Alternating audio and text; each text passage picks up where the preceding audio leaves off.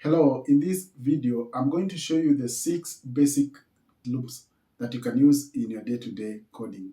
By the end of this video, you should understand how to use loops in JavaScript. Let's begin now.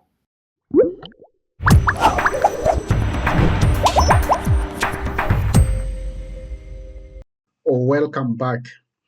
Loops are a block of code, we call them control structures, in JavaScript that continually execute a block of code until a certain condition that is set has been met. We have a number of loops in JavaScript, 6 common loops that you're going to come across. So these are the first will be for loop, the second is while loop, the third is do while loop, and the fourth is for in loop, and the fifth is for off loop, and the last is for each loop. Let's give them numbers.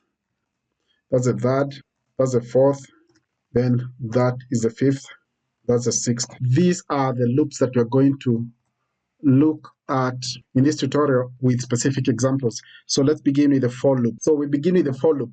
We can explain a for loop by first creating an array of numbers equal to, then we do 1, 2, 3, 4, and 5. To create the sum of these numbers, we can use a for loop. We begin by setting a variable sum to be equal to 0. Then we now begin our for loop. So we are going to loop through these elements one by one as we add them together. A for loop begins with the keyword for, then we initialize with a let I be equal to 0, then we put a semicolon. Then now here is where we compare, we do now a comparison. The I we created should be less, as long as it's less than the numbers dot length. As long as it's less than the entire length of that array, we increase it by 1. That's the condition of a for loop. Then in here we can now simply do sum, which we defined outside there, then use plus or minus operator. Then we get the numbers, we access the index of each of these items. And I guess down here now, if we console.log sum, we should get the sum of these numbers, which I guess this should be 15. Yeah, 15. This is how a for loop works.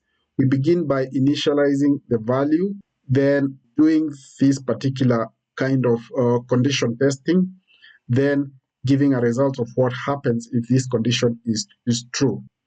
The second loop is a while loop. A while loop allows you to repeatedly execute a block of code, and if the condition is true. So we can do something like let count be equal to 0. Then while is the keyword we use to define the loop. Then we call in the count. If the count is less than 5, we began at 0, then do something here. Let's just log the count, then let's increase it. You need to be very careful when you're dealing with a while loop, because a while loop will end up being called repeatedly if it doesn't result to a false. So that's what we call an infinite loop. If the condition you're testing does not result into a false Boolean value, if it doesn't result into a condition that is opposite of what you're testing, that will break the loop will be an infinite loop, and you don't want infinite loops in your scripts because of they're going to, of course, mess up the system and mess up your memory. This is a while loop I've saved, and you can see it's working. It's counting 1 to 5, then looping through, then incriminating it and printing it out. So the other loop is a do while loop. A do while loop allows the loop to run once, at least once, before it tests the condition. Our syntax of writing a while loop. So x is less than 5, but first we execute before we test. We log x on the console, then we increase x by 1. We begin with do, then at the bottom here, that's where we test the condition. So that's how a do loop works. So the next is the for in loop. The for in loop is used to iterate over an object.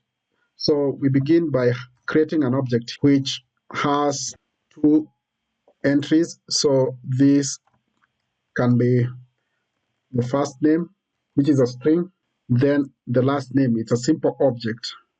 Then this should be last. We can iterate over this object using a for in loop. For const, then the key in the name of the object. Then in here we have access to now the keys. Key plus, then we put a string, put a colon, then we add a plus, person, key. Then let's separate that. Then once we save that, we have this object, the first name and the last name. So we are using this for in to iterate through that object. The next is the for of loop. The for of loop is used to iterate over iterable objects. These can be objects, arrays, strings, and such data types. So let's create a simple object. We can just do an array of fruits, which is equal to, it has, this array will have 3 items. So we can have an apple, then we can have orange, then we can have the last item as a banana. We can now use the for of loop to iterate through it. So we do for const, then we pick fruits. We want to get the data of fruits, fruit of fruits. That's how it should be. Then we can log the fruit. We see it gets us all those. So that's how we use a for of loop through an object. This would still work if we had another iterable object. So the next one is the forEach. ForEach loop is very useful for looping through things like arrays, maps. So I'm still going to use an example. We can create an example of a map. So we can create a map of like a map person is equal to a new map.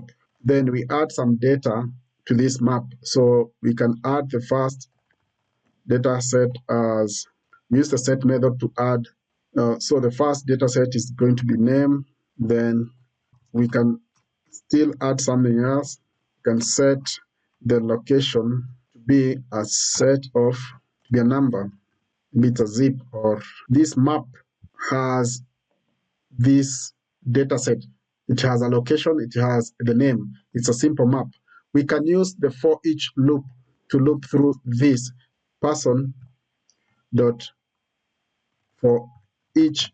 So we are trying to get the items in this person. So we begin by the value, then the key. Then we need to pull this back here and put an arrow symbol here. Then we define it as a function by adding those curly brackets. Then we have the function here. We have that arrow syntax. So for each of these items in this person map, we loop through them, then we log. We can log the key value pairs.